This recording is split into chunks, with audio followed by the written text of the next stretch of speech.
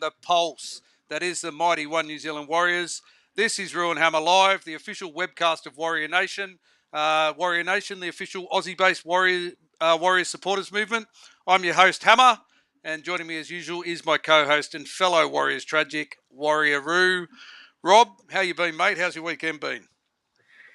Yeah, mate, I've been really good, thanks. The weekend was eventful, let's just say that. We'll probably go more into the details of what I got up to on Saturday. Very much so, yes. When we get the great man in. But yeah, it's been, life's been pretty busy otherwise. But how about this crazy weather we got going on at the moment? We've only got a little bit of a taste of it up here. It's sort of gale force winds. It's a bit of a throwback to old Alfred from the start of the year. But mate, what's going on down Sydney? You guys are copping the full brunt of a mini cyclone there or something. We've been copping a fair bit. I must preface and apologise in advance that if I drop out during the course of the evening, I'll do my best to continue jumping in. But yeah, we're having all sorts of issues down here. Had a massive blackout at work today. Couldn't do much in regards to the operational side of work. But yeah, mate, bit of rain, bit of wind. But at this stage, we're all pretty safe. Just amazing. Cold. It's just cold, mate. It's freezing. The wind doesn't help, eh? Because even up here in sunny Brisbane, yeah, the wind chill factor is ridiculous. Throwing colour-bomb sheets everywhere and wreaking havoc. Absolutely ridiculous, mate. Let's push on with the show. As I said in the opener, we are Ruin Hammer. We are the official webcast of Warrior Nation, and we're now going live on our Ruin Hammer Facebook page, our Ruin Hammer YouTube channel, and with the blessing of the Godfather, Richie Morgan, we are now on the Warrior Nation Facebook page as well, so people can catch us in all those places. Speaking of the Godfather, Richie Morgan, we are delighted that he's joining us tonight. We wanted to get him on last week. He was a little bit crook, and he wanted to save himself for the event, but we've got him on tonight. Richie, great to see you, mate. How you been? Awesome, boys. Thanks for having me. Mate, been good. I was crook last week, and I think I'm just recovering. We're getting my voice back from last weekend. I'm well, boys. How are you guys going? Good? Going good, mate. Saw you on Marty Devlin's show a little bit earlier, talking about Warrior Nation. It's always great when you get the recognition from across the ditch for the hard work that you've been putting in for, 14 years now, 15 years you've been doing this? Showing my age, I'm definitely feeling the age, but yeah, definitely, it goes back to 2011 when I first moved back to Sydney from Auckland and started that sort of. I thought, why not? I started tapping you fellas on the shoulders and started tapping many other Warriors fans on the shoulders, saying, "Hey, we're gonna sit together." So, hey, I can't believe that is actually 14 years, 14 amazing and enjoyable years, I must say. I remember. I first met you. I've said this story so many times before. I actually first met you at the 2011 Grand Final. It was the first time I actually ran into Richie, and then saw him at many games after that. And here we are, 14 years later. Great mates, unofficial ambassadors of our great Warriors club. And mate, we're delighted that we're able to help you spread the word and build the nation that is Warrior Nation. And indebted to you. We say it so many times, mate, that Rob and I both met through Warrior Nation. We're a product of Warrior Nation. Ruin Hammer is a product of Warrior Nation, and yeah, we get excited every time we can have you on and help you build this movement that you're building. 100%, yeah. Well, man, I'd love to be on more, man. Just hopefully don't get sick, right? But mate, what you guys do for the game here in Australia, and meeting you all those years ago and just getting to know you guys, and then I bumped into Roo sitting at a game at Brisbane, and then at 2013 Gold Coast. Yeah, that's how we met.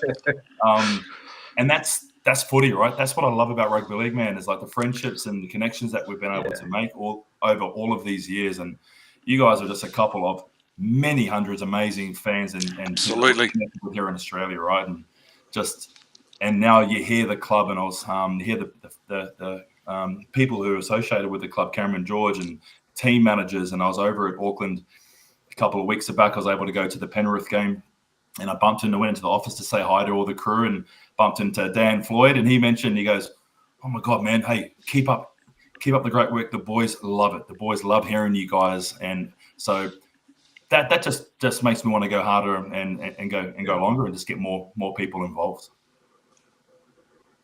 Absolutely. We had a massive pre-game event. I think you said on Marty's show earlier, it was like the 5th March that you've organised this season following on from Vegas. And it was probably the biggest one that we've had, unfortunately, because it was in Brizzy, and I can't travel as much as I'd love to. I can't get to every game that's interstate, but you guys were both there. Mate, I'll sit back and I'll allow you to talk about that amazing pre-game event that you organised at the Lord Alfred Hotel on Saturday. Awesome. Thanks, man. Yeah, it was great to bump into Roo and like just catch up.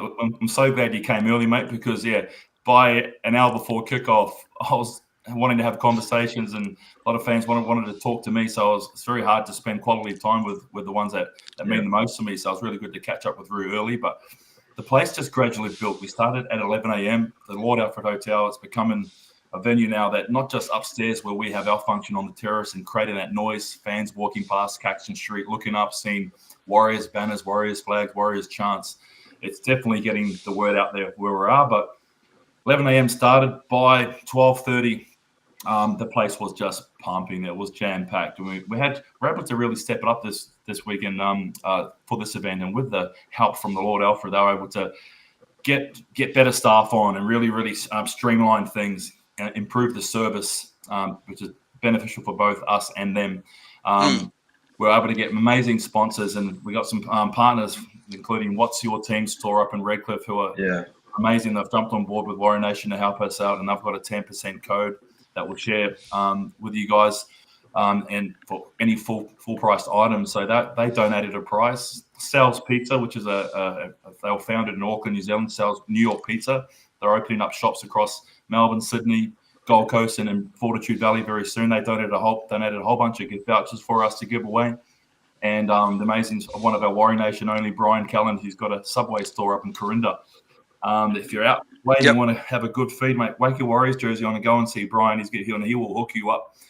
He's an absolute diehard Warriors fan. He gave us a whole bunch of Subway vouchers to give away as well. So we're able to give a little bit back to the punters this time, instead of making it just an event, come and have a few drinks and make some noise and represent. It's really becoming a bit more than that. It's becoming a really deep connected family community feeling, and that's deeply what we want to try and do. Is supporting the team in the stadium, but it all starts and you build the emotion and build the passion at the pre-game, and then we lead to the march. Now, oh my God, the march! I'll tell you a funny story, boys. Roo, were you at the front at the start when the roadblock happened and the police came and shut Caxton Street down? I was kind of at the side, so I was like getting footage of it, and I just remember hearing all the boos because there was meant to be a big haka go down before it as well, wasn't there? Yeah. Correct. We had so much planned, right? And mate, the turnout, I just want to say, man, thank you to the Warriors supporters and the One New Zealand Warriors put a bit of a post out. The guys from the social team contacted me to make sure that they knew exactly what the timings were. So they put a post out. We had a huge turnout at Caxton Street. The police had to shut the street down early, and they really were quite strict. So there's Aaron Poe up the front with the drum. I'm stuck upstairs. I got out 2 minutes later, and the march was already over halfway down Caxton Street because the police were about to arrest Aaron, telling him, mate, if you don't move, we're shutting this thing down. So I didn't realise that went down. It actually benefited the overall pictures that the Warriors put up. If you see the Warriors photos, they got the high shots. And that is such a deep amount of people. It's about 30 meters wide of Warriors fans and about a good 80 to 100 meters long. And that was because when the march started, because the police kicked us all along, 5 minutes later, all the rest of us came from upstairs, another 250 people. So it actually spread out the march and made the march a lot longer and deeper. So it actually, the police getting the shits with us and wanting to kick us out and wanting to arrest Aaron, who was trying to hold up, saying, nah, bro, we're not waiting until the leader comes. The leader's up. We're not going anywhere until he comes. And the police officer was seriously about to arrest Aaron here. They're like, okay. I thought that's what that was all about. Yeah, right. Okay. And then all the Warriors fans are booing the police, going, man, just hold the road for another 5 minutes. What's another 5 minutes? Yeah, so what's going to happen? It's ridiculous. We're literally shutting down Brisbane. It's find me another team that does that. Finding Yeah. You won't get it for a round game, and their fans march down as one. The Warrior Nation and the Warriors community that we've got, man, it's next level. We've got the best supporters, man, and we're showing it. And the NRL and the whole media and the whole rugby league world are definitely noticing. It's awesome. There was people either side of the road. Like as we were marching down there, I managed to sort of work my way to the front eventually, or close to the front, while I was getting some footage for our blog and everything. But like it was amazing because you could just see people just recording it, like it was this massive event on either side. Even like Broncos fans and all that sort of thing were obviously amazed by it. Yeah, it just keeps. You say it keeps getting bigger and bigger every time, and we're honestly going to need a bigger venue soon because the upstairs of the Lord Alfred could barely hold everyone. It was much like the prelim final in 2023, where by the time we got there, it was like sardines in a tin. You had to like sort of shimmy your way through. Downstairs was virtually 60-70% Warriors fans as well. Yep. And I have had discussions with them, and I sort of, a bit tongue in cheek, got a little bit cheeky with them, and said, "Hey, next year we're just going to rename the pub the Lord Wa, and the whole pub is just going to be a Warriors pub, and let's just get Lion Red and to ship over like 50 or 100 kegs of Lion Red, and we'll just put a hungry food truck up the back, and we'll get Savage to become a DJ, and we're just going to make it a Warriors pub for the Broncos game. What does that sound?" And the guy actually, I said it tongue in cheek, and he was sort of going, "Oh, actually, yeah, that's a great idea." So you're an ideas man. Robbo, Mark, if you're listening, yeah, because there's an opportunity for us to rename the Lord Alfred the Lord Wa. The Lord Wa. It's got a good ring to it. Yep. Sounds awesome. Richie, I was watching the live feed that you were doing, and I know I just dropped out before. I don't know if you spoke about this, but you got caught back in the hotel, and the live feed from you was you sprinting down the road trying to catch up to everybody. Is that because Retro was interviewing you? Yeah, just before, that was just before I went down, and that was literally at 3 minutes to 2 o'clock. So I thought, yeah, sure, I'll just walk down. It's going to take 35 seconds to get out the front. But the Warriors fans from all parts of Lord Alfred, at the car park, down the bottom in the sports bar, they were all merging towards that little front exit door. Took ages to get out. Yeah, it was a traffic jam. I couldn't believe it. And then when I went outside, I got there at 3 minutes past 2, and they were already halfway down. So I was literally sprinted down. I was trying to catch up and find out, and I couldn't believe that they were already at the bottom because, the police, they shoved all the fans along. Come on, they didn't want to keep the road closed. So no, it was an eventful. Oh man, got some exercise in, which is much needed. But just all made for a hell of an event, hell of a march. And then we all went into the stadium, and mate, what an amazing atmosphere it was in there. Obviously the game was the game. We can talk about that. You guys can fill us in with what your thoughts were on that. Well, mate, you're here for the entire show. We've got you to talk. We got you here to talk about the pre-game event. I know we've got some more pre-game events coming up. We'll get you to talk about that a bit later on. But I probably had I know it's very hard to watch the game when you're at the game as a Warriors fan because of so much stuff that's going on. And you yourself, Richie, you're floating around, you're talking to people, you get distracted, you got the drum going, people coming up wanting photos and talking to you. I probably had the best vantage point of the weekend because I was sitting nice on my couch watching the game. 26-12.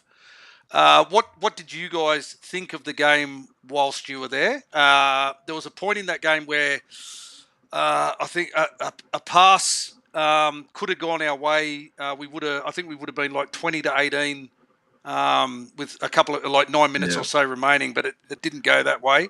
How did you guys see the game? What was the atmosphere like in the stadium? Did the crowd continue to support the boys, or does it get a little bit quiet in that stadium by the Warriors fans? It's a funny one because I was there with my good mate Tim, and he got me amazing seats. Right, literally the second row, we were right behind the Broncos bench. So a big thanks to Tim for hooking me up with those seats he got through his work. Right next to the tunnel where the Broncos ran out, and But the only trade-off was I was dead set surrounded by Broncos fans. It was me and Tim, and just surrounded by Broncos fans. I was getting commentary and advice from behind my ear, that kind of thing. But it was still a great atmosphere. You guys, Richie, were diagonally over the other side of the field from me. But when something did happen for us, you could hear it erupt from that side of the stadium. So unfortunately, I missed out on that atmosphere. But it was weird because I had just these unreal seats, as you guys can see in the vlog. But the game itself, I don't think we could have had a worse start, except if we did a Marty Bella drop it from the kickoff.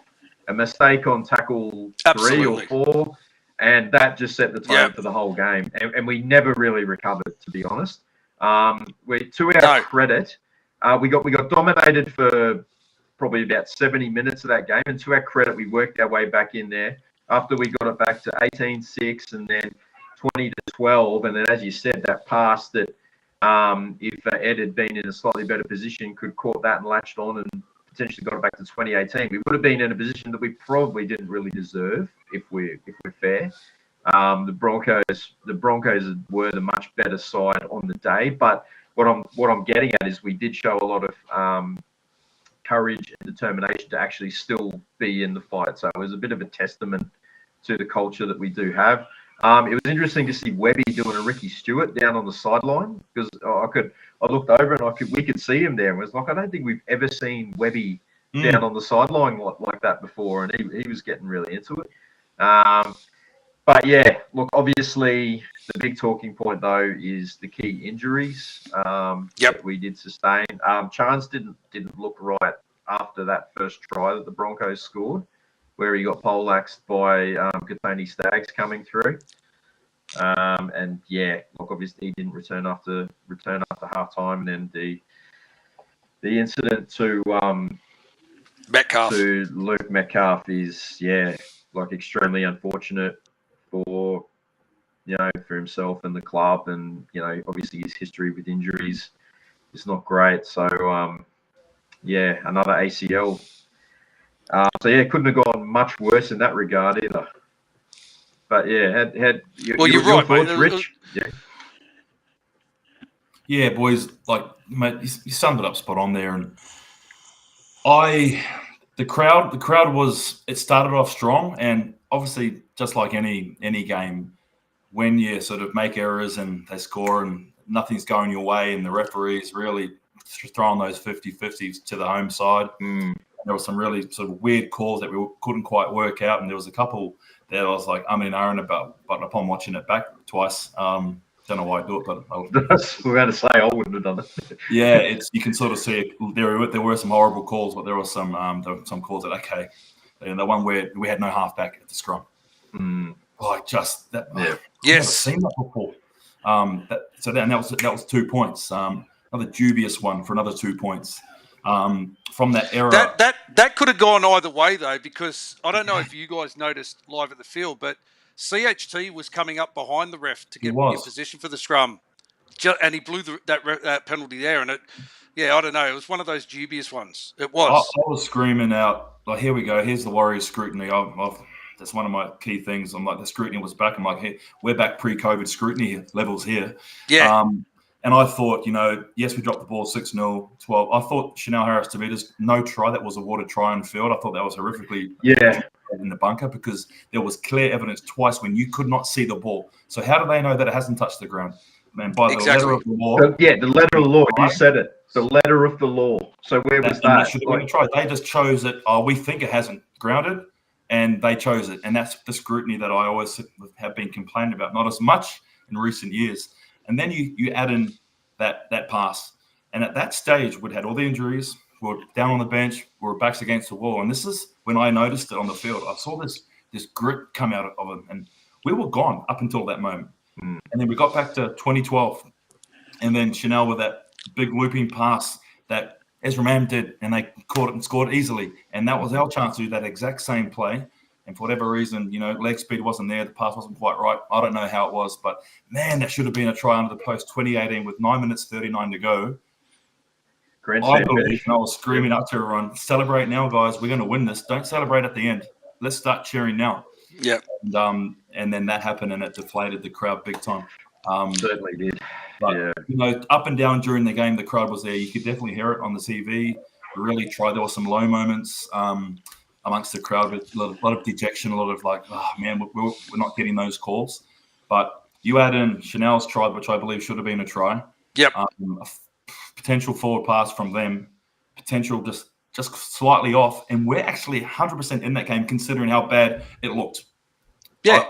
I really saw so many positives moving forward with the club, and I just had to keep telling people, guys, we're in fourth, two wins clear of fifth. Yes, we've lost twice to top 4 team, or top 4 team and another team who's challenging hard, and we've got this group of teams chasing us. But I think the next man up, I think we've created this in a team, and we're going to be absolutely fine. And these new guys are going to come in, and I think they're going to surprise the hell out of us.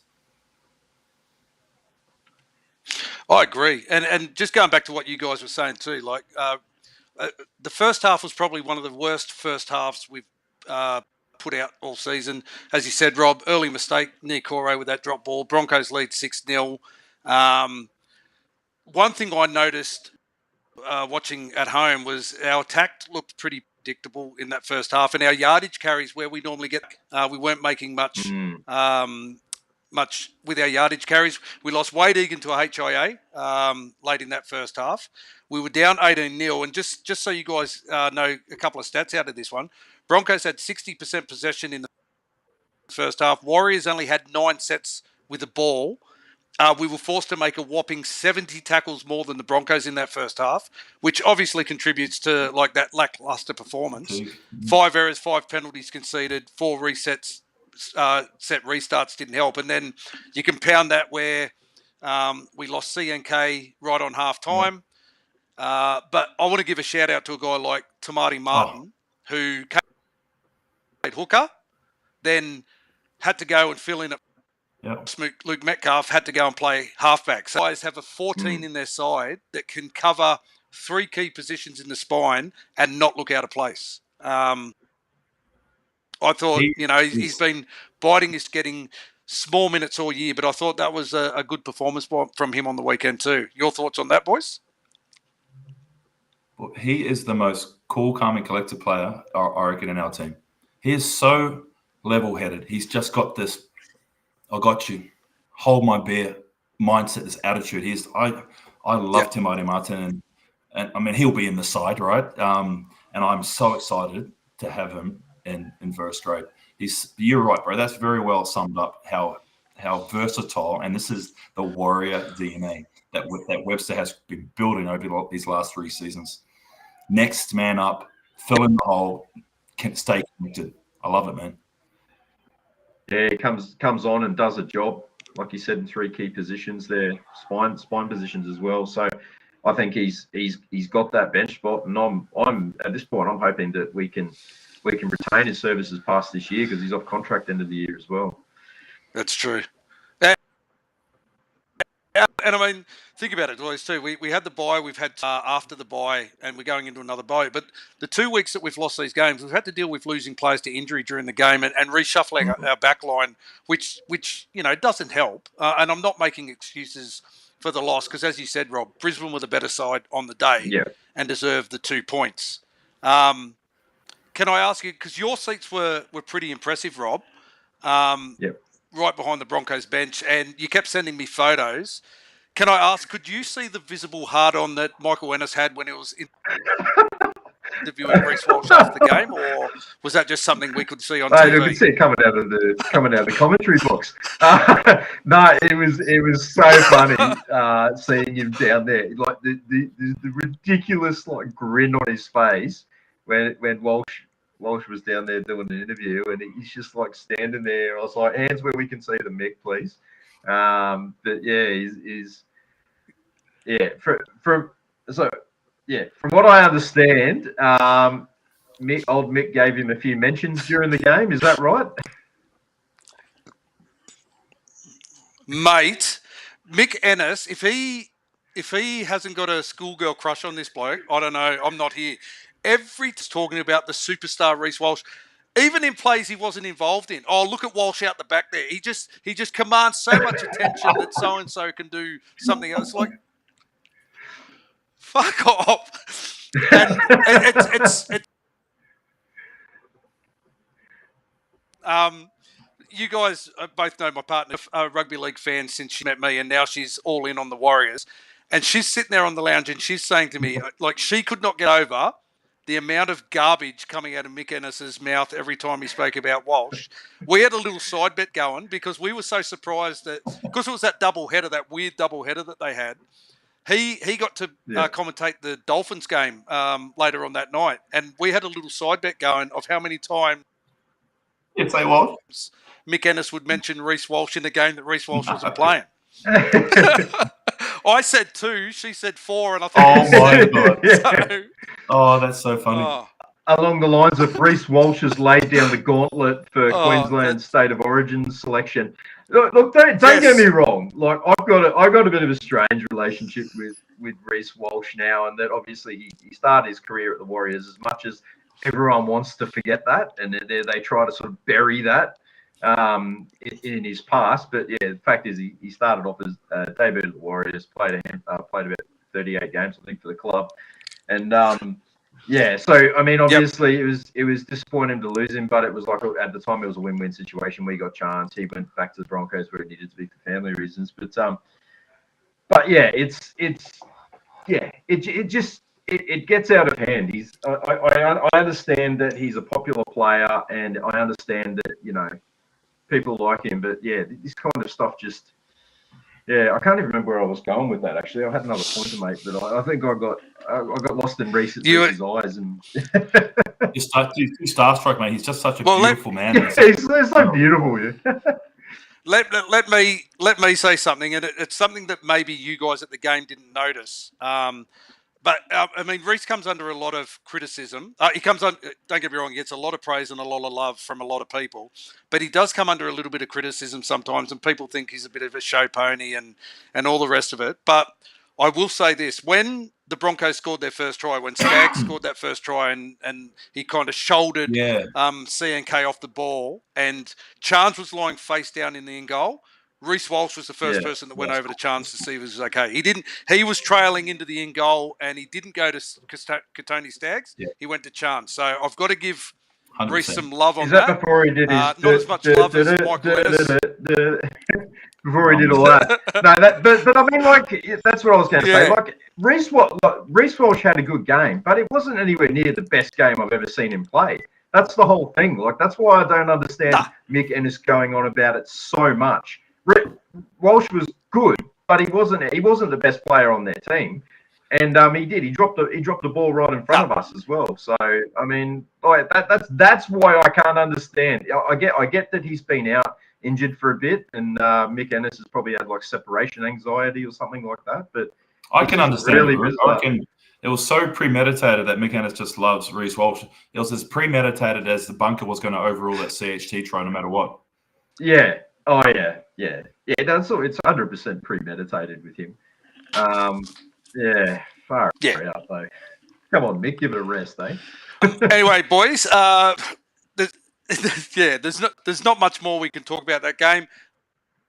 Rob, let's look at our Dean Bell points for this week, and our Dean Bell battle by Vital Man, Australian supplements for men. Vital Man, who did you give your 3-2-1s to for this week? Yeah, it's always a bit tough when I'm at the game, and as you said, you miss a lot of stuff. But yeah, going back and watching some of it, and looking at the stats, everything. I gave my 3 points to Wade Egan. Like he really sparks our attack, and he was crucial in that second half to getting us back into the game. 3 points to him. RTS was huge. He was the one really punching holes with his kick returns. He got that try, and when he went back to fullback, he didn't miss a beat.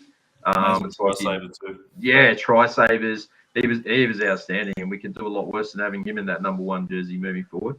And I gave 1 point to Chanel. I thought he tried really hard. He had one of his better games. Made that long break in the second half. Should have had a try, as we've pointed out, in the first half as well. And he's quietly racking up the try assists. I was really surprised at how many try assists he's posted this year. So yeah, he's going to be pivotal moving forward. as the senior halves partner. Yeah, absolutely. Yourself, Good little mate? kick he put in for Your points? Good kick he put in for the Yep. Halasima try too, CHT. Mate, I'll go my 3 to James Fisher-Harris. I thought the Fish was pretty big in the middle. Defensively, he was quite good. And I think his leadership was really needed in that second half to get us that comeback zone. 2 points I gave to Roger. Wade Egan, I thought Wade Egan was great in the middle for us. As shown, Aaron Clark still way ahead in our Dean Bell medal standings. Egan and Roger both slowly moving up that ladder. Before we talk about a bit of Warriors news, boys, just a little bit of the pathway stuff. The flag over the sea was on.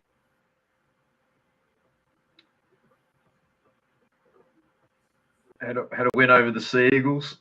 I think we got a little bit of weather-related internet issues. Yeah. Yes.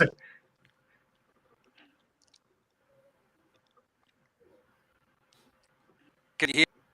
You might have to just repeat those pathway scores there. Am I here, boy? Mate, yeah. The play 20s and the Cup won 20. Cup are now 11 games on the trot, and I think we've won 15 from 16 this year. So leading the comp, I think they're 5 points clear at the top table. So they're going along nicely. I'm not sure. Brian's got a 3-2-1 here. So those of you who don't know who Brian is, Brian along with Aaron on the drums, Brian's one of the most influential. He gets the crowd up big time he's got a Warrior Nation recorder that he plays. Yeah, he brought it along. Yeah, he brought his recorder along, but he's got a triangle and it really does lift. It just lifts the crowd when we need it the most. Brian stands up with his recorder and it just, so thank you, Brian, for the recorder, mate. You're a legend, Brian, and yeah, thanks for the. Is he going to be? I had to quickly down that. Is he going to be like? Is Brian going to be like the Dolphins trumpet? Well, I wanted a trumpeter. I still don't know. Beggars can't be choosers. I don't know. I know you want one. I'm desperate for one. I've wanted one for years, and I can't find one. But I'm so jealous that the Dolphins have one. There you go, Brian. Start learning the trumpet, mate. Or they're a bit like the Barmy Army with their trumpet player. Yeah. Boys, can we talk a little bit of Warriors news? We spoke about the injuries that we suffered on the weekend. We've now lost Mitch Barnett for the season. Metcalf has now been confirmed it's an ACL. He's out for the season. 9-month recovery from him. CNK, a couple of weeks. I think they're saying 4 weeks. DWZ's out for probably 4 weeks. We don't have a game this weekend, so there's been speculation all week about what Webby's going to do next week. What are your thoughts? Because there's a Tamari Martin get the 7 jersey, and then we bring a 14 in, or is Tamari Martin so good as our 14 that he stays 14 and Tanner Boyd gets his opportunity in first grade as a halfback? He's been leading that first grade squad quite well the last couple of weeks, and I think even so to the point where they've brought Jet Cleary up for Tanner and fullback, and Tane go onto a wing, or does Tane go to fullback and RTS stay on the wing? Does Ed Cozzy not again? Does Pompey go to a wing and Kate will go to the centres? What are your thoughts on what's going on? And I'll throw to you, mate. I have not stopped thinking about this conundrum all day, because you're right. Because Rue just mentioned it before. Chanel Harris-Tavita's Rue, remind me, leading the team or very high up in try assists, right? 16 or something try assists. Yep. Like, so. Yes. Do you want to disrupt and get a new halves pairing combination of Chanel with a Tanner or a Tamaide? Or do you just want to bring up the New South Wales Cup halves pairing and lock that straight into first grade? Because as they've been playing, they've just won 11 in a row together. So to me, that's that option. I definitely want to see Tanner Boyd at halfback. He's just, to me, he's a halfback. He's got a great kicking game. He can do little chips over the top. He can put grubber kicks through. He can put bombs up. He plays beautiful on that left side, and he'll link up beautifully with the Chanel. We need a fullback, right? So does Tane Tuopiki go there? Do you put Tamaida at full? I'm just going to sit back and wait to see what our coach does. I have absolutely no idea, and I've already read 14 different combinations from fans and on all the supporter pages for all the passion. It's awesome, but I'm just concerned. Chanel he's deserved his spot, right? He's deserved it.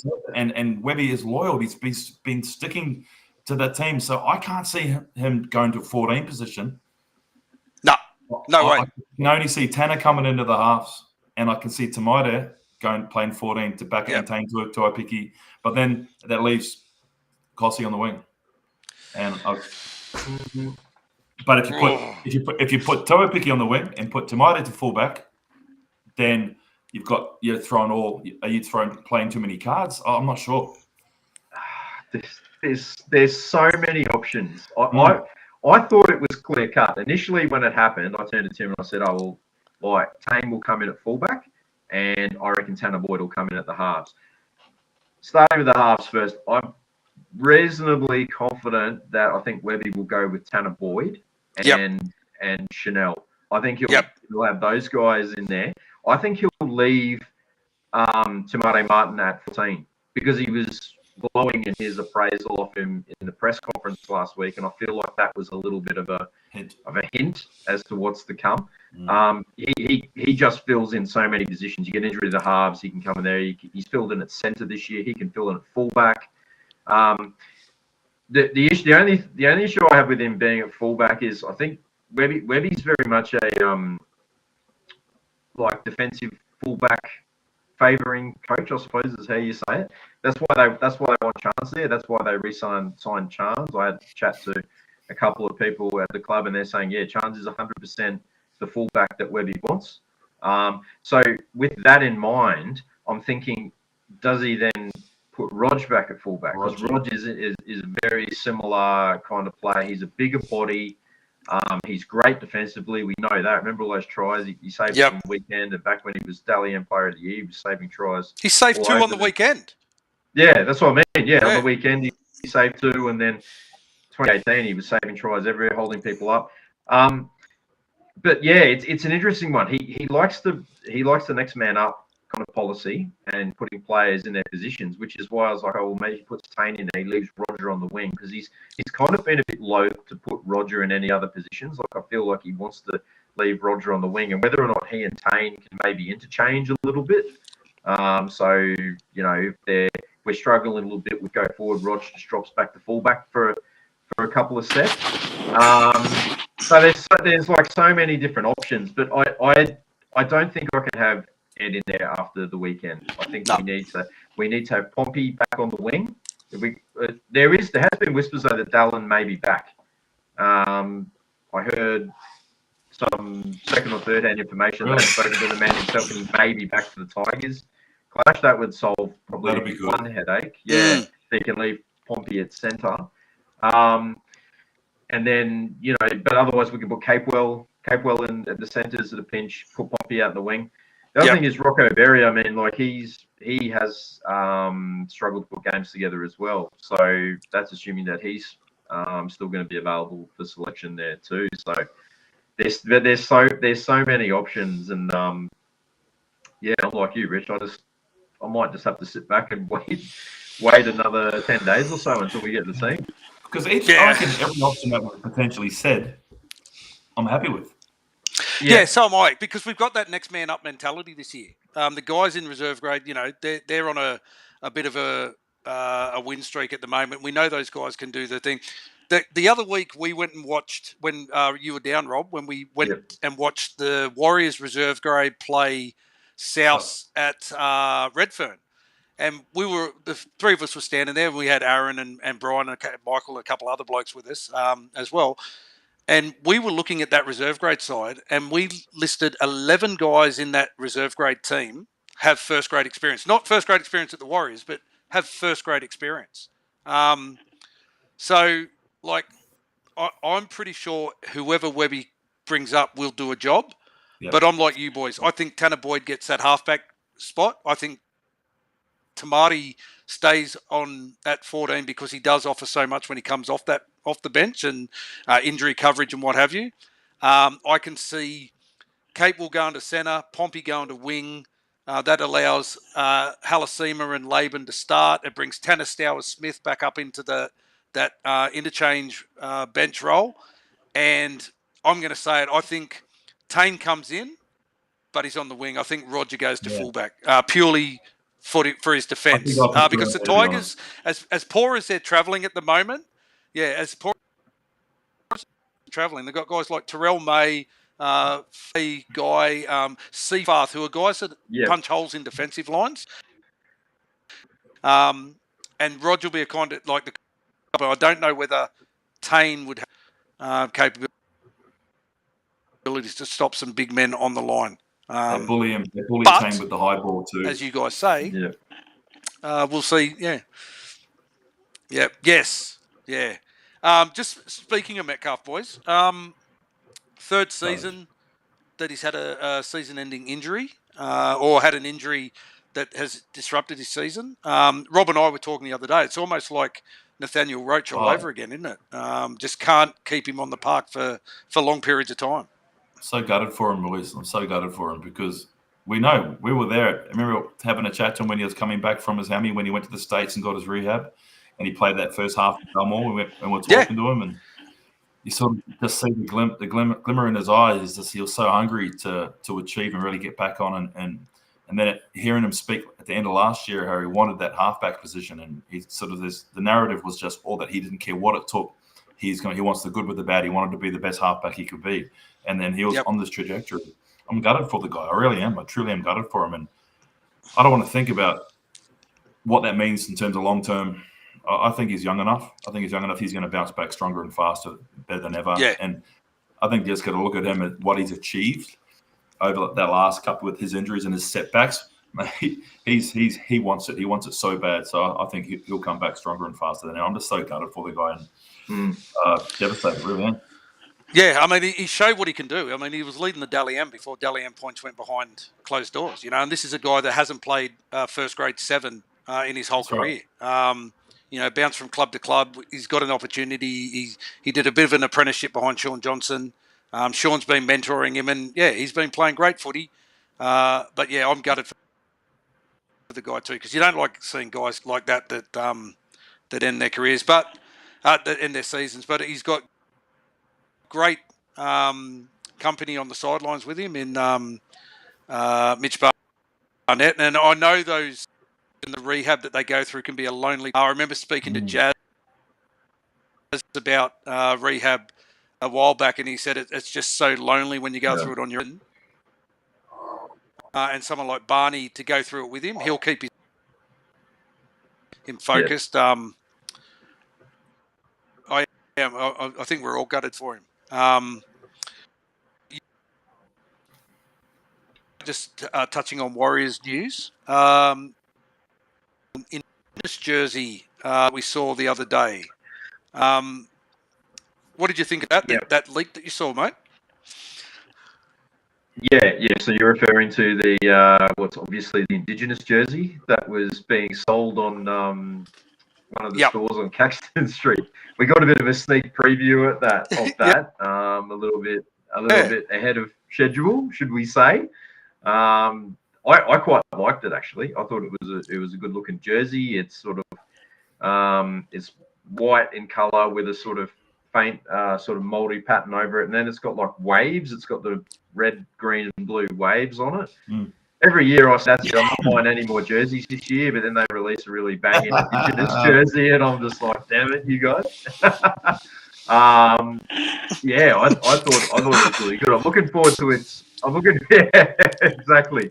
I'm looking forward to its official release, which would be soon. But there's a few people not too happy at the club. But it's crazy. Like we're we're partnered up with What's Your Team, and I was speaking to those guys who own that shop, and they're just like they're pretty annoyed by it themselves, seeing like another retailer do that, because they understand the clear rules around the embargo on releasing it. And I was at the store with Michael over at the Mount Smart Superstore a couple of weeks ago, and he asked the guys, "Hey, when's the Indigenous jersey coming out?" And it was late July or early August. So what, like, just silly. And we're at the after party after the game because they're Warriors fans. We don't go home and have a sook, do we? We go home and celebrate. And we had a party together, so we had a few drinks and we're waving the flags, doing some Warriors chants at 10 o'clock at night, and bumped into a fellow wearing the jersey. So there's a few being sold as well. So yeah, it's quite interesting. So how they do it, but I'm sure they're going to be in a bit of shit. Yeah, exactly. Absolutely. Yeah, what can we say? But yeah, looking forward to it coming out. And, it'll be interesting to see what round it is, because Indigenous round seems to be really late this year. Normally it's around May or a bit earlier in the season. But does anyone know when Indigenous round is this year? I've not heard. I don't think they've actually said. Yeah, okay. No. Can you just mention All right. that let's just that we spoke about earlier? Yeah. What was that, sorry, mate? Can I just quickly mention that four-letter word? That horrible four-letter word that we mentioned earlier, Cossie. I feel really terrible for him, because like he cops so much shit, right? And like, mate, we've met him, and I've met him multiple times, and the guy is a behemoth human being, as well as a bloody nice bloke. Like, he always makes time to come over and say hello to the fans, right? He's a legend of a fella. He's such an awesome guy. He is. There was a moment where they put on a beautiful backline move. Rocco straightens Jorans to and just fades away and gives a beautiful outball to Cossie on the chest. And I was like, and he gets got bundled into touch. And I was sitting there looking at just going, oh. And what I said out loud was, Manu would have scored that. Yeah. And I was just like, first tackle as well. Because the guy's it was. He's strong, he's fast, he's ticking boxes, he's playing first grade. He's got to be doing something, right? But there's something that's not missing on the field, and I think it's all up here is belief. Something's not, because he just needed to run full power, drop his shoulder, and run straight at that guy's chest, and he would have just bumped him off, and it went straight in the corner and scored. But he sort of let the guy hit him, and he didn't put that energy into it. I don't know. I'm not a footy. I don't play. I'm just a fan. But I'm an advocate for trying to get the Cossie chance. I'm trying to manifest positivity and stadiums, Cossie, and just to try and manifest him to believe in his ability, because he obviously does believe in his ability, but something's just not quite clicking there. I just wanted to touch on that, because the guy's he's such a nice guy, and I just want him to win games for us. That's always the conundrum. Like like Mark and I have a wonderful relationship with Ed as well. He's always like so giving of his time. He always comes and chats to us. He's been on the show before. And like you're saying, like whatever it was, he had that really bad game in 2022 in the Anzac game, and everyone like piled on him. And we had a bit of a chat to him at Redcliffe, and we were just sort of like saying, you just got to put all that stuff behind you and, block out the noise. It's obviously a lot easier said than done. But that was kind of situation that was where we were able to just have a chat to some of these guys at the Redcliffe days. And then midway through that year, that back end of 2022, he was on fire. He scored like 8 tries in 6 games or something. He scored a hat-trick against Melbourne. And that's what, Cossie quarter.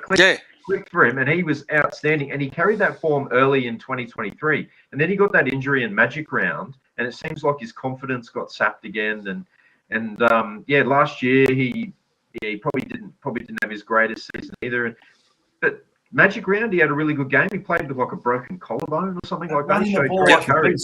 He's got it in him. He's so definitely got it in him. As you said, he is a big man. He is a huge man. It's almost like he doesn't understand how big and strong he is. And he's not the quickest bloke going around, but it's a trade-off, isn't it? I mean, he's more your Manu style winger.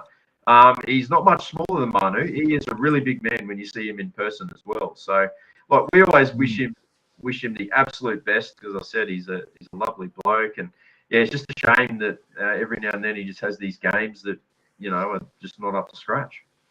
Yeah. And that's the thing. When he's on, and he's good. when he's off, his games, you tell if he's on or if he's off. And on the weekend, that first touch where he got bundled into touch, you knew he was off. And then there was, as you said, Richie, that one where it was a yard off the pace and the ball went over the sideline. He should have caught that.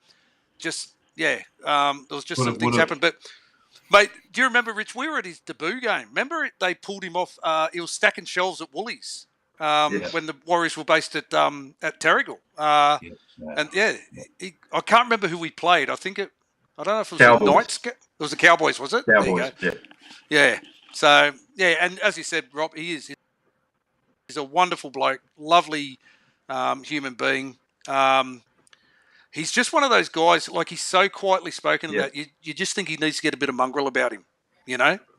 That he just probably needs to develop a little bit of mongrel. But when his confidence is shot, he's just gone. That's what that play needed. He caught that ball. There was space. I'm not sure who the defender was. The new Kariatani. Karapani, on an angle, mate. Like, I just would have loved to have seen. Like, Money would have just gone. He would have engaged the bump, and that would have straightened him up. Would have evened it out, and then he would have had a meter to just basically fall over the line. So easy said from a 50-year-old. Holy shit! Who am I talking this rubbish? So easy for us to say that stuff. We're sitting in the stands, boys? Let's just quickly go through the round 17 results, boys. Beanies for Brain Cancer Round once again, which is a wonderful initiative by the NRL, Mark Hughes. Thursday night, Panthers 8 over the Bulldogs 6. Great. That was like finals footy come early in the season. That was an awesome game of footy. And I'll come back to that one because there's a question I want to ask you about the Bulldogs. Sea Eagles 28 over the Tigers 10. I don't know if this says anything more about the Tigers than it does about the Sea Eagles because the Sea Eagles are still diabolical. And more about the Tigers, I really think. Okay. Raiders 22 over the Knights 18. I was surprised with this one. It's like the Knights just wouldn't go away. Injury to Kalen Ponga. So it looks like he's going to be out for a few weeks. We've obviously spoken about the Broncos 26 and the Warriors 12 on Saturday. Dragons 34 over the Eels 20 in the Spoon Bowl. So Yawns would be happy, mate, because the Eels are going so well this season. She was up with me for the meetup. She came to her first meetup. I saw her in the videos. Yeah, she was just loving it, and some friends came along, and she's on the dance floor. She was a bit conflicted because the para game was on, but then also Taki Taki Rumba song was on the dance floor. So there was this whole mixture of like, do I put on the dance move and then still cheer for my boys? And she managed to pull off both, do the dance move and cheer the comeback try. But Addo Carr put on the touchline, so it ended that. So she just had another beer, and we continued dancing. Dolphins 50 over the Rabbits 28. That's another team that's had 50 put on them. The Dolphins have now won 4 games by 3 or 4 games like that. The Hammer scoring 4 tries. It was absolutely fantastic. Sunday, the Storm 30 over the Sharks 6. I'm putting a line through the Sharks, boys. Sharks won't make the 8. They're awful. And then the Titans Cowboys 30 over the Titans 24. I must admit, I didn't even watch that game. I'd had enough of footy for the weekend. Let me take you back to Thursday night. The Panthers 8 over the Bulldogs 6. And Rich, we haven't. Rob and I have had this discussion a couple of times. Lachlan Galvin. They've gone to all this trouble to get Lachlan Galvin to the club, and they're bringing him off the bench for 20 minutes. Reid Marnie goes off the field again. Toby Sexton's moving to hooker. Do you think it's creating a little bit of disharmony in that Bulldogs team? And do you think Serrata should just make the call now? Because I've got a funny feeling this could disrail their season. A good mate of mine is a diehard Doggies fan, and I actually said it out loud when I was watching the game. I'm like, I feel like since Galvin's come on, Penrith's going to win this now. I sort of felt like they needed Marnie to stay there. It was really interesting because I think the Bulldogs blew it. I think they should have won that. Yeah, for sure. Yeah. And are you thinking that Serrato is just not making a big call? Because it's all about next year, right? It's genuinely all about next year, the whole Galvin mix. So they're trying to get him in to get him that experience. But they've got a few easy games, the Doggies, they've got a Broncos, obviously, State of Origin depleted this week. Then they've got a Yep. couple of sort of average games, but their last 4 after us, they play us. They've got some tough games in that last 4, so maybe they're just weaning things in for that. I don't know. Melbourne, Penrith, Cronulla, and I can't remember the other one. But yeah, Raiders. Yeah, they've Raiders. got the hardest of the current top 4 teams. They've got the hardest straw. Yeah. Canberra's got like a fairy bread walk, cake walk. They've just they're playing. Yeah. They've got one. I can't believe how easy their draw is. So no, I don't know. That whole Galvin thing. I was just, as the game went on and on and on, I'm thinking, what's the point of bringing Galvin on now with 20 minutes to go, considering how tight that game was? I found that very interesting. Well, it puts pressure on him too, because it's like, come on, like bring him on, and he's expected to create something to win that game for him, and he doesn't do that, and they don't win the game. The other thing I was thinking is with this whole June 30 deadline that was coming up, obviously this week, was it just a matter of keep happy, not wanting to release Toby Sexton, and now they have all those guys there, and after they play the Broncos this week, we may see either Marnie or Sexton not in first grade, but they've got him there as injury coverage if something happens late in the season. So. And I think it's all strings being pulled by Gus Gould. 100%. Like the Doggies, like we all know how good they are, but when you look back at this Cameron Ciraldo era and where they are now, and they played against a Penrith side that has just won 4 grand finals, and they know exactly what's going on. For the Doggies to get within 2 points of a brand new team that's only played 1 finals game in this era, like that game will probably do the Bulldogs way more benefit in the long term than it would Penrith. Yes. It's just that game showed me like, okay, that's where the level that we've got to get to. That's the finals intensity. That's can the Waz get to that sort of 80-minute level? Yeah. A lot of questions. And Canberra having such a soft, easy draw and playing us with 2 weird times with players missing and in Vegas.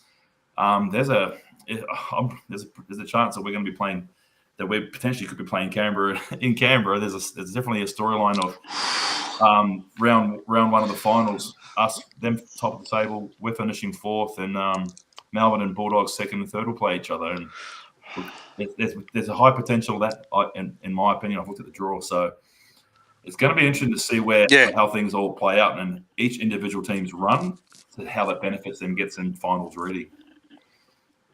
Absolutely. I'll just quickly go through the ladder. The Raiders on top of the table with that loss, the Bulldogs losing to the Panthers. Season relinquished first place, I think, for the first time this season. Both those teams on 28 points. Storm in 3rd on 26, us in 4th on 24. A bit of a gap back to the Broncos in 5th and the Roosters on 6th, both on 20. Panthers 1 point behind in 7th and the Dolphins a point behind them in 8th. Then it's Manly, Sharks, Dragons, Cowboys, Knights, Tigers, Rabbits, Eels, Titans. Anyone below the Cowboys, I'm putting a line through them, boys. I don't think any of those sides can make it. I don't think the Sharks can make it either. And I really don't think Manly. It's I think the top 8 could be set. It's just where all those teams finish. But going back to what you were speaking about, Rich, we've got the bye this week. We're 4 points clear of Brisbane and the Roosters, so we maintain our 4-point advantage over those sides with the bye. Then we have 3 games where we play Tigers, Knights, and Titans. 2 of those games in New Zealand, winnable games before we play the Dolphins and the Bulldogs. And then we have a run home. I think we play the Dragons, Parramatta, Titans again. And then Manly away, I think. Manly. Yeah. Are you confident that we stay top 4? Because I am. I think we stay top 4. I'm very confident we stay top 4. I am not concerned at all with the next man up. We've done the hard work and we've got this team. I've said it. I'll say it again. We've built this resilience, this grittiness, this toughness about our side. Yep. And these boys are going to be training their ass off come the end of this week, leading into next week. And then you look at that draw, like you just said. There's so many winnable games. And we've got our back against the wall. People are, when the NRL media have pretty much told us that we're not making finals anymore. Our season's done. So let's prove them all wrong. I'm not concerned at all. We're going to make top 4, and I don't think we can. I think fourth is going to be our spot. Yep. Maybe, because the other teams, Canberra, Melbourne, Bulldogs, they all play each other. Yeah. I think I don't want us to go on a 10 game. I think we'd have to win 10 or 11 games in a row in the back end of the season to go from now to the grand final and win it. And realistically, I don't want to do that. It'd be great, but I don't want to do that, and I don't see it happening. I think we need to drop a game in there, but I would rather us drop a game against like a Dragons or a Parramatta and still be able to beat Dolphins and the Bulldogs, because at some point we've got to beat a top 8 side. We've got to beat them, mate. Because we haven't done that yet. Bulldogs. Yeah. We just have to. Yeah, because Bulldogs game August the 9th. Yeah. Just quickly, for those out there listening, from wherever you are in Australia or New Zealand, get there. August the 9th, Acor Stadium, Homebush, the triple header. Flag, the women and first grade are playing. It's going to be a 70,000 plus game. It's going to be the record, a regular attendance game for an NRL match ever played. We've got to get there. We've got to get in the bay. We've got to pack that out. We've got to fill it up, because there is going to be over 60,000 Bulldogs fans in that stadium. So we've got to get as many in as we can together to make it, because that is, to me, that's the game that I've highlighted at the start of the year as my game of the year. And it's going to be one hell. If we're both in the top 4, that it's going to be 70, maybe even 75,000 boys at that game. It's going to be huge. It's going to be one hell of an atmosphere. Get there. Mark it in the calendars. That one already, mate. Yeah. I'll be there. Yeah. Unfortunately, I've got a mate getting married that day. He's not a very good mate. Timing. Just before I'm just kidding, Chris. To other things, boys. Can I get your thoughts on Origin squads? Daily, surprises. Not made any changes to a losing side. Billy Slater has winning side. Shibasaki against Shibasaki, I think he's having a great season. If they've picked Reece Walsh as 8th man, I think Reece Walsh plays. Hammer goes back to the centres, and Shibasaki's 18th man. That's just my thoughts. Rob, you're a Queenslander. What are you at Queensland side that Billy's named? Yeah, I have to agree with that. Shibasaki has obviously been the fairy tale story. He's come out of oblivion, and they've been doing all these pieces about how he's played 3 first grade games in the last 5 years or something like that, and he's on an $80,000 contract at the Broncos. He's been killing it there. He scored another 2 tries on the weekend against us.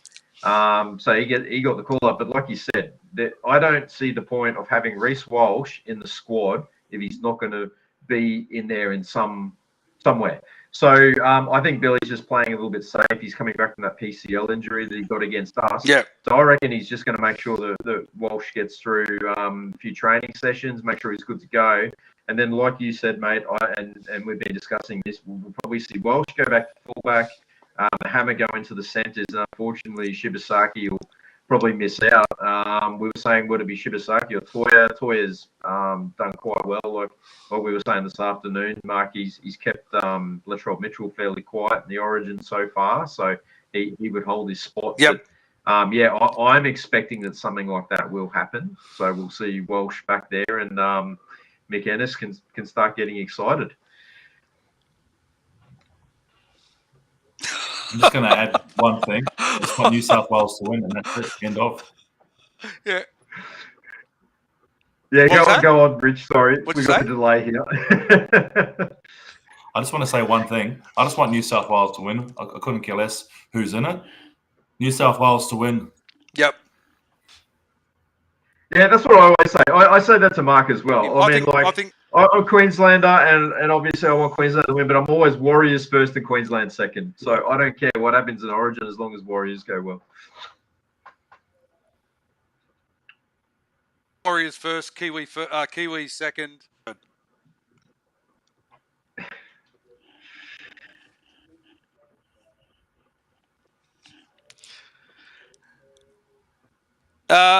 No Warriors game this weekend, boys. So we don't have to talk about team selections or anything like that. I just want to quickly go through the round 18 games. There's only 5 of them this week for the men because the NRLW kicks off this week, and I want to talk a little bit about our Warriors women coming back into the comp. So just quickly, I'll get your thoughts for the NRL round 18. We've got obviously Origin affected sides. Friday night, Bulldogs versus the Broncos.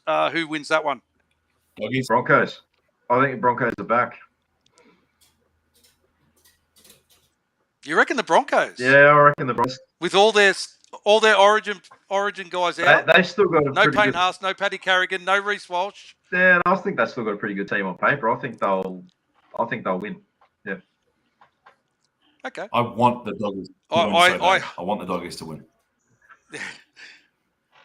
I think the Bulldogs win it. I think Matt Burton makes a difference in this one. Saturday, Raiders Dragons. Do we really have to say? I'm picking the Raiders. Other game on Saturday is the Cowboys Storm. I think we're all on the Storm, are we, boys? It's been played in Townsville. Yeah, I still think the Storm will be too good. Rich, Storm. Sunday, Roosters, on Stadium. Roosters. Yeah, Roosters as well. Hammer. Next. I'm a delay, boys. And the last game's the Sea Eagles versus Rabbits at 4 Points Park. This is a hard one. Rabbits on paper. It's a really hard one. Yeah, Rabbits on paper, I'd say. But he used to make his Bunnies debut. Maybe Bunnies for an upset. Yeah. No, I'll stick with Manly. It's at 4 Pines. Geez, they got some home games. I was going to say games this year.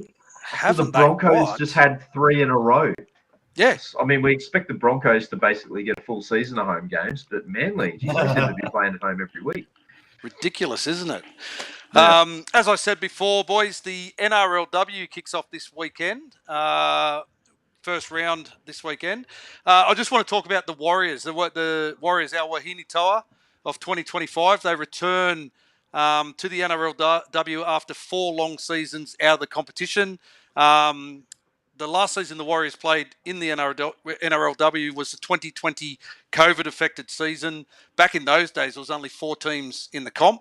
And I think you'll remember, Rich, they used to play all the games at one field, and they'd have 3. We followed this is how far the NRLW's come. We followed the Warriors in every game that year. We went to all 3 games. And I can remember you, me, and Carlos being the only 3 people in the stand watching the Warriors play. It was that ridiculous. It was, wasn't it? It was. Now look at it. That 2020 season, only 5 Warriors women players made the trip across the Tasman. Georgia Hale, Madison Bartlett, Crystal Tamarua, Kenyon Paul, and Hilda Peters. They were joined by 17 Aussie-based players, some of whom left their existing NRLW clubs to help the Warriors field a team that season, coached by Brad Donald. We are forever indebted to those wonderful women, players such as Kira Dibb, Brianna Clark, Ivania Polite, Chantel Stowers, Michaela Peck, and Karina Brown. And they are forever and always Warriors NRLW players.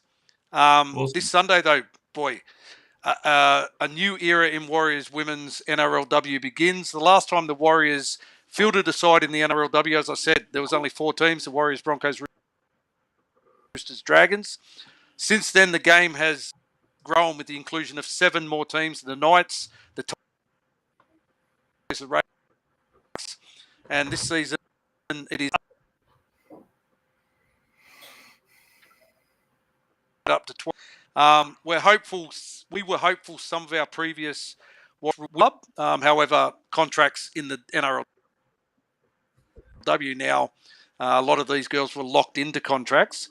We did have one previous NRLW Warriors player return to the club. That's been named to captain the side and lead these girls in 20.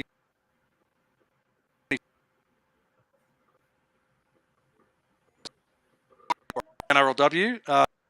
The Warriors have also recruited Two-time premiership winning coach Rod Griffiths, who coached the team. He coached Newcastle to 2 premierships.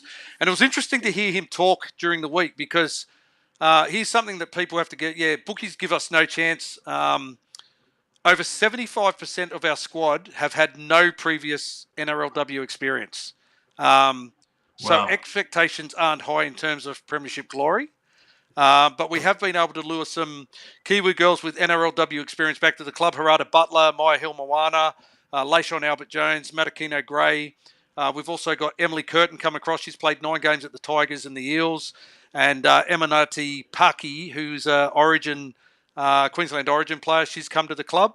But as Malcolm's just said, the big signing, though, is 2-time Olympic gold medalist in Rugby Sevens and New Zealand Sevens highest ever try scorer Michaela Brake has signed on to play for the club this year. But yeah, Rod Griffiths has spoken about this week about how hard the girls have worked in their first pre-season, largely on their defensive structures. For me to have their first up game against the reigning NRL premiers, who have a red-hot backline with the likes of Fassad, Surgis and Kelly, is going to be a tough assignment. And I really think the NRL missed the mark here. I know our boys team have a bye. Would have been great for our girls to have a standalone game at home in their return back to the Absolutely. NRLW. But Rich, I'm hoping history repeats itself because you may remember 2018, the Warriors, the NRLW kicked off in 2018. It was always played in the finals, and we were at that game. The Warriors men played the Panthers in 2018 in the finals. Yep. But the kickoff before the game before that was the Warriors women playing the Roosters, and we got away with that game. We won 10-4 that day. So I'm hoping that history repeats itself, and our return to the NRLW is another win against the Roosters. Is there anything you guys want to speak about in regard to our women's side? I know you're passionate about all things Warriors, Richie. W side returning. Yeah, mate, I just think that it's amazing that they're back. I'm just so happy to have the women's NRL side back amongst our club, and I will definitely be out at Allianz Stadium on Sunday morning. I am absolutely going to get along to watch the girls run out and get behind them and give them a bit of love because hopefully we can get a handful of Warrior supporters there. 11:50 on a Sunday morning, it's a tough time. Yep. But hopefully we can get a nice little bunch of Warriors supporters there, and we'll sneak around behind the bench and make some noise and give them some support. So I'm just bloody excited to watch them play. And the star signing of Michaela Brake, geez, I can't wait. I've never got to see her play a sevens and the titles on TV.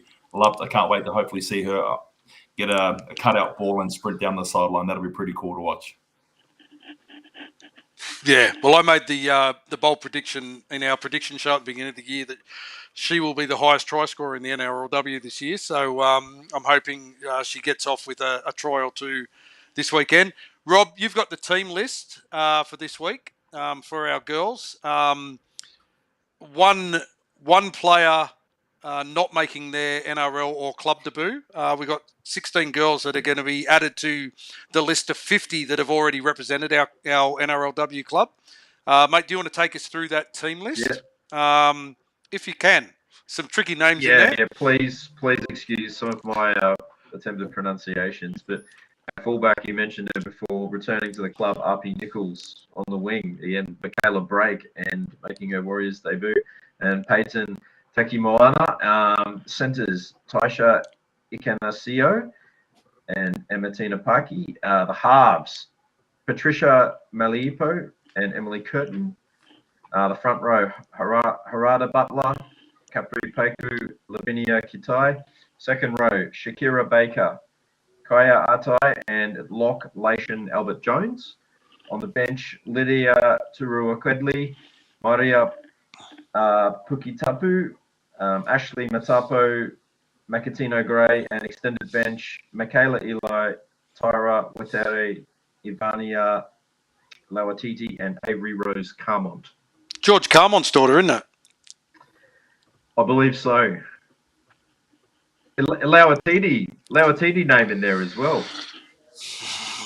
Mm. And for those that don't know, Layshawn Albert Jones is is a niece of the great Stacey Jones as well. No way. Has played, played at Newcastle and I can't remember where she made her debut at. Might have been the Broncos. Parramatta? Yeah. Broncos. Yeah. Was it Para? Yeah. I think it might have been the Broncos. I mean, it's one of those things where we can't really talk about what our expectations are for the girls in this game because there's a lot of them that we don't really know. Like Rich, depending on the weather, I'm supposed to be heading up to the lower Blue Mountains this weekend to watch my daughter play soccer at the exact same time. But fingers crossed with the weather. Love you, Katana. Can't play soccer when it's raining. Yeah, that's right. So could make a trip out to Allianz. Rich, I'm just wondering, the tickets, are they selling 2 lots of tickets for this game, or is it your ticket for the game gets you? Doesn't look like it. Yeah. Okay. Sneaky, and Allianz prices for a premium NRL game. It's really sneaky. Yeah. Yeah, that's what I thought. We want to try and get there and support the girls, but Warriors fans, we're not there for the Roosters game. No. So I wish they had some sort of way to potentially allow people, have a special band or something that gets them in at a discounted rate to support the women's game. It's really sucks. 100%. Yeah, especially for the Warriors fans. Return to the NRL or NRLW. But it'll be interesting. We'll go through the games for this round, boys. Round 1, and again, no form. It's really hard, isn't it? Because no trial form, no real form to look at. We've seen some of these girls play Origin. 3 quality games at Origin without having played any footy all year. Thursday night, tomorrow night, the first round kicks off. The Sharks versus Eels at Sharks Stadium.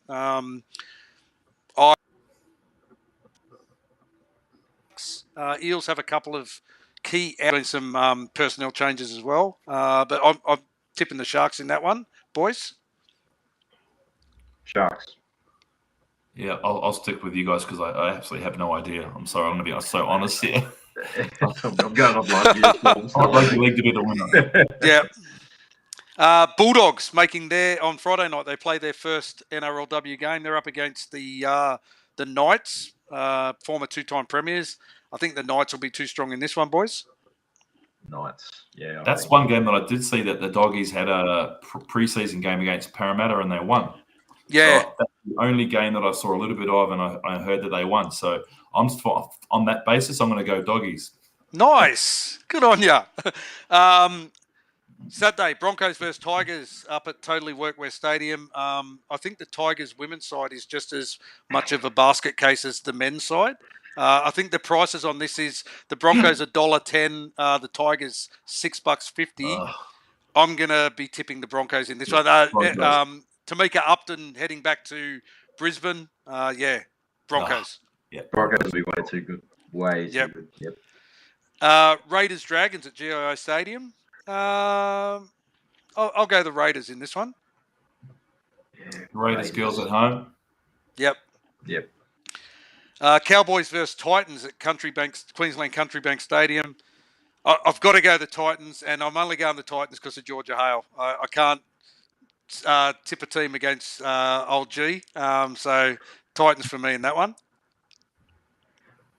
Yeah, I think the Titans as well. They've been a fairly good side for a few years. So stick with Titans. Go the Titans. Yep. I'm jumping on the wagon, boys. And then you got Sunday, the Roosters versus the Warriors at Allianz Stadium. True to form, Bob would say. I think it will be a nervous 2-point win to the Warriors. Yeah, the girls. Come on. Up the last. You can do it, girls. You got this. Oh.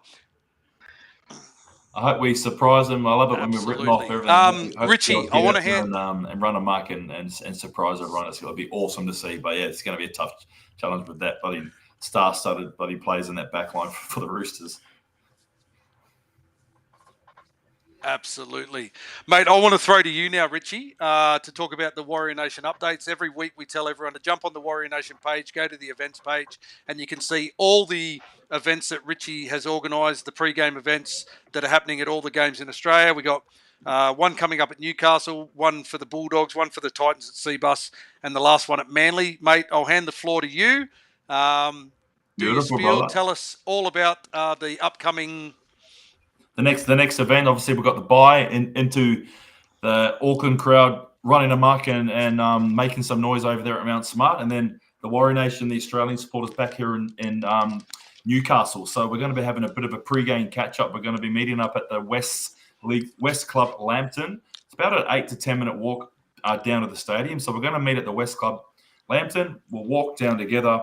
Then we'll have a little bit of a meetup area across the road, and there's a large park right across the road from the stadium. And from there, we'll get the chants going and have a march up into the stadium, which is a couple of 100 meters. So yeah, all the information, route, hammer, all the information's all on the Facebook page. So we've got a Facebook page of Warrior Nation. Click events. You'll see all of the games, where we're at, what times, all the information. You can ask some questions in there as well. But we just want to keep building. We want to get every newcomer. If you don't know about it, you've got mates coming to the game and they want to join. We're in Bay 60. There's a ticket link in there as well to the Bay. There are probably about 40 seats left in that whole Bay 60 at Newcastle. It's nearly completely gone. So get amongst it or in and around that area, guys. And let's get to Newcastle for the next game and keep your eye on it. If you've got any questions, just reach out to me. Send me a DM either on Instagram or on Facebook, or to my personal Rich Morgo25, and I'll help out with any questions that you may need, and let's just keep the movement rolling and keep it growing. Absolutely. We've got another one at the Bulldogs you're talking about. That's going to be at the locker room. No, we're doing something different, yeah, mate. Hammer, for that. So obviously because it's a triple header, mate. And the Doggies fans, they don't care where they sit. There was a game recently on King's birthday weekend when they played Parramatta out there, and they had 58,000 people. And I had a look at where the Parramatta away bay was in that section, and it was 80% Doggies fans. So what I'm calling out, this is the challenge I want to put out to Warriors supporters for that game. It's a triple header.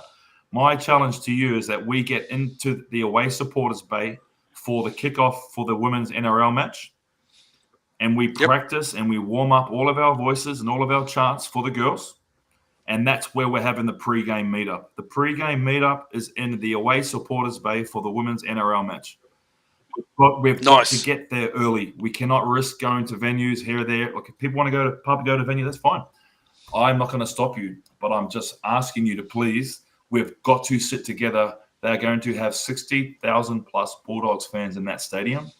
We have to get as many fans together as early as, or else we're just going to lose our spots and we're going to be segregated. So that's the plan, boys. So if we can, guys, if you're listening, share it. And nothing like how good will the girls be freaking out if we can get a couple of 100 Warriors fans there, giving them like chants like they've never heard before. Man, that's going to be unbelievable for them too. So that's the plan, boys. Bulldogs game is, to me, it's going to be the biggest game of the year. It's going to be the game for the NRL. That is the biggest crowd ever. Bigger than a Canberra Bulldogs sold out GIO Stadium, bigger than Good Friday, 63,000. This game here is going to be 70,000 plus, in my opinion. Get there. Awesome. We got a pre-game event at the Sporting Globe when we played the Titans at Seabus. Absolutely. Same as the last 2 years. The Gold Coast game's a classic game for Queenslanders. It's one of the original home away from home games. Sporting Globe Robina is an amazing venue. They've got such a large space, and it's a real hop, skip, and a jump walk, or you can jump in. They normally have shuttle buses there as well, boys, as well. But yeah, Sporting Globe Arena. Again, all of the information is on the events tab on Warrior Nation Facebook page, and a soon-to-be-launched website, warriornation.kiwi, which will have all of that information on there as well, and regular updated newsletters coming soon. Awesome. And just the last one, mate, Manly at 4 Points, which is the last regular season round. It's a shit Friday night at 4 Points Park, which is a mission to get down to, but you have secured a spot for that one as well? It's a very, very small spot. to be honest, mate, but it's better than nothing. We've got a very small spot there, and we are going to do a pre-game. So we're going to be meeting at the Brookvale Hotel from 4 p.m. Yes, it's a Friday. It's a crappy.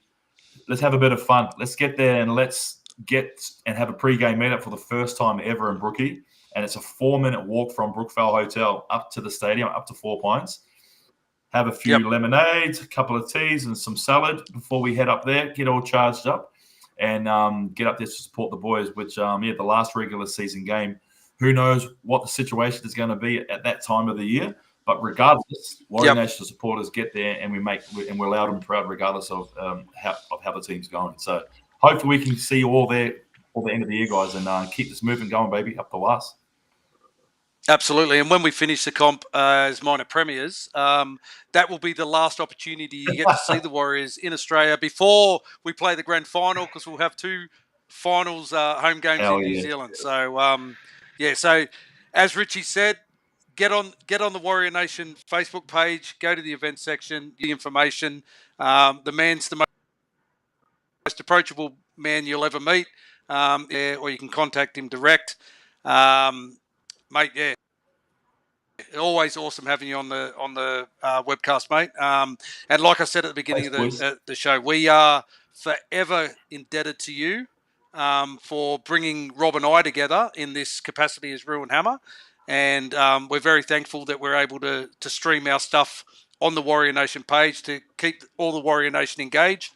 You're always welcome to jump on, mate, whenever you want. You're the Godfather. You're the man. I love it, bro. I love jumping on and talking a bit of Wars footy with you guys. I learn a lot from you guys. I definitely get educated a bit more because I'm sort of like a little bit like this tunnel vision at times. Just want to support the boys, but it's really awesome that we're able to stream Ruin Hammer on the Warrior Nation pages as well. So. I should pull my finger out and get some artwork up to sort of advertise that we're doing that, boys. Away. So, thank you so much, boys, for having me on. It's an absolute pleasure, and I'll see you guys soon in the base. All right, mate. Yeah. Before we all sign off, Rob, you got a bit of housekeeping you want to do, mate? Yeah, absolutely. As always, guys, make sure you check out Vital Man. Go there, get all your men's range of supplements, meal replacement shakes. And it's everything you need to stay healthy and take the lead in your life with Vital Man. Use the code RU and Hammer, and you will get 20% off your order there. So it's a great business there to support. I want to say a big thank you to all our Patreon supporters. Thanks for all the support that you give us as well towards your pledge towards our show. Enables us to bring us the product that we bring you every week. If you're on Patreon, you guys hear all the big news first, and here's a little scoop for you. We've got a very special show next week. We have a very special guest coming on, and I'm going to be letting our Patreon fans know about it first, and then so stay tuned on social media, and I'll give you another clue as to what we've got happening for you next week. But so make sure you jump on Patreon, and I thank you to all you guys, especially you gold Patreon supporters who support us there through that platform that enables you to get some of our fantastic Ruin Hammer merchandise. Speaking of which, if you want to grab yourself some Ruin Hammer t-shirts, there's a brand new one that just hit the market hit the page last week. I did a Aaron Clark shirt. So if you want to go out there and rep the buy of the season, go on there, check out an Aaron Clark shirt. We got a Lecker Hallersteamer shirt. We got James Fisharis. We got everything. So jump on there, have a look at every shirt that you do buy. A small portion of it comes back to support us with what we do here at Ruin Hammer and in Warrior Nation. So thank you guys very much. Absolutely. And it'd be remiss of me, Rich, to ask Warrior Nation merch. What's going on with Warrior Nation merch? Can we buy it? Where can we buy it? How do we get it? Boys, I'm so picky. I'm so picky with it. I'm playing around with some cool stuff. I've got another order for the hats that Rob's got on there. I've got another order of that has just been placed, and I've got some shirts and some stuff coming up, some cool little playing around with some cool, fun, proud, sort of emotional sort of branded and some key catchphrases that we all love to do. So it's all coming soon. It's all going behind the scenes with the website. Watch this space. There was a little bit of a sneak peek of a couple of shirts on the weekend. up at Saw the him. pre-game. It was looking good, mate. Yeah, a couple of little shirts and stuff with some proud messages. So yeah, watch this space. It's not far away, guys. Not far away. Thank you.